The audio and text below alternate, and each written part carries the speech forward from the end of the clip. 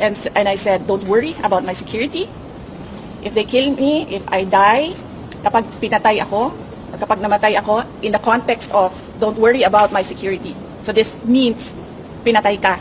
Diba? Kasi hindi ka naman mamamatay by heart attack in relation to your security. Diba?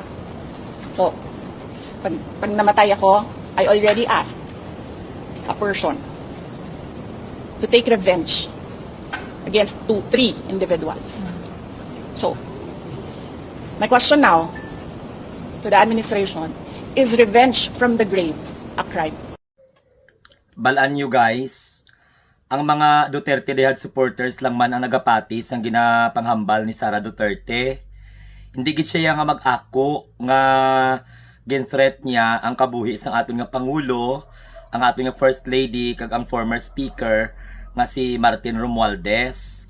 Ti kay syempre more on denial lang naman na siya. Pero lang tawa bala pamatiin nyo bala ang ginapangwakal ni Sara Duterte daw mahamuot ka na lang sa iya. Kay ti daw krung-krung siya nga daw wala siya sa animo. Magwaka lang siya tapos i-deny niya. Tapos interpret niya sa iya nga sariling interpretation. Ti ang mga supporter naman nga wala nakaintindi, mapati na lang gid sa iya kay ti syempre daw santa santita siya nga ginasamba sa mga Duterte diehard supporters. Pero ang consolation na lang naton, damo iya nga mga Duterte diehard supporters subong ang mga nakamata. At saka ano ba, kung baga nakabugtaw nga ginainto lang sila iya ni Sara Duterte. Ti lang tawa bala ang threat niya, impeachable offense na mo.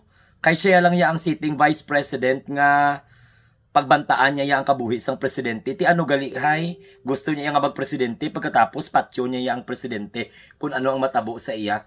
Ambot na lang gani pagmata na kamo mga Duterte hard supporters, no?